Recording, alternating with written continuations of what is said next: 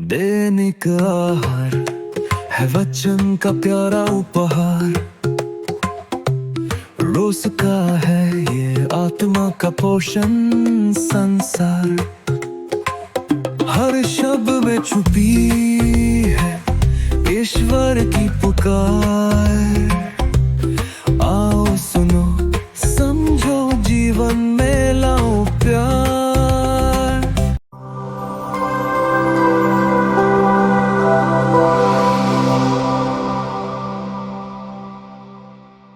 मेरे प्रिय भाइयों और बहनों, अक्सर ऐसा होता है कि हम ईश्वर को जानते हैं लेकिन उसके अनुसार जीते नहीं। हम उसके बारे में सुनते हैं लेकिन उसकी आवाज़ का उत्तर नहीं देते। आज के पाठ प्रेरित चरित्र और संत यूहन्ना के सुसमाचार से हमें दो महत्वपूर्ण बातें सीखने को मिलती है। पहला है बपतिस्मा। बपतिस्मा के द्वारा हम यीशु में शामिल होते हैं। यह ईश्वर का एक वरदान है। इसमें हम कुछ कमाते नहीं बल्कि सब कुछ पाते हैं। इस वरदान के द्वारा हम यीशु के साथ एक हो जाते हैं और उसके शरीर अर्थात कलीसिया का जीवित सदस्य बन जाते हैं। लेकिन यह सिर्फ शुरुआत है। दूसरा, व्यक्तिगत मुलाकात। पुनर्जीवित यीशु के साथ एक जीवित और व्यक्तिगत संबंध बनाना, जैसे कि मरियम मगदलेना ने अनुभव किया।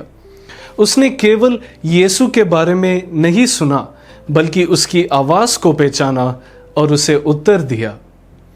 यहाँ एक बहुत गहरी बात सामने आती है। बपतिस्मा हमें यीशु से जोड़ता है, लेकिन जीवित संबंध तब बनता है जब हम उस बुलावे का उत्तर देते हैं। इसी सच्चाई को संत अगस्तिन अपने शब्दों में इस तरह व्यक्त करते हैं। ईश्वर ने हमें हमारा बिना ही रचा है, लेकिन वह हमें हमारे बिना प्रयास के उद्धार नहीं देगा। यानी बपतिस्मा ईश्वर का उपहार है, लेकिन उस उपहार को जीवित संबंध में बदलने के लिए हमें अपने उत्तर देना जरूरी है। इसलिए केवल बपतिस्मा लेना ही पर्याप्त नहीं है। हमें हर दिन मसीह को चुनना है और उसकी कृपा का उत्तर देना है। आज के पहले पाठ में संत पेतरुस हमें दिखाते हैं कि लोगों ने यीशु को समझे बिना ही ठुकरा दिया, लेकिन अब पेतरुस पवित्र आत्मा से भरकर घोषणा करते हैं, वही यीशु प्रभु और मसीह है। यह सिर्फ जानकारी नहीं है, यह ईश्वर की प्रकट की हुई सच्चाई है। और जब लोग ये सुनते हैं तो उनके हृदय बदल जाते हैं और वे पूछते हैं, हमें क्या करना चाहिए? वे चुप नहीं रहते, वे टालते नहीं, वे उत्तर देते हैं। तो आज ये प्रश्न सिर्फ उनका नहीं है, यह प्रश्न मेरा है और आपका है। क्या मैं ईश्वर का वचन का उत्तर देता हूं? आज के सुसमाचार में मरियम मगदलेना रो रही है।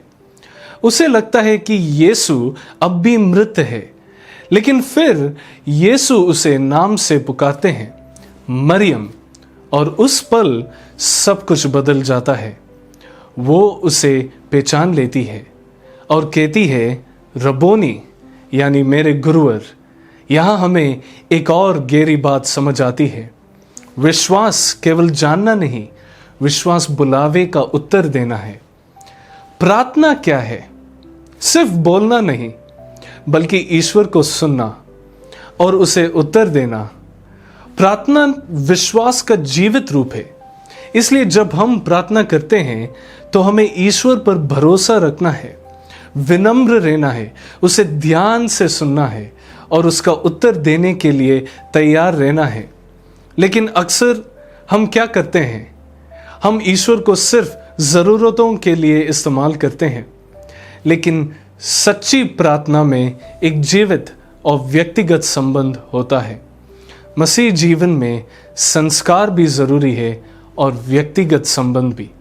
जब मरियम मगदलेना पुनर्जीवित यीशु से मिलती है तो वो चुप नहीं रहती। मरियम मगदलेना दौड़ कर जाती है और दूसरों को बताती है, मैंने प्रभु को देखा है।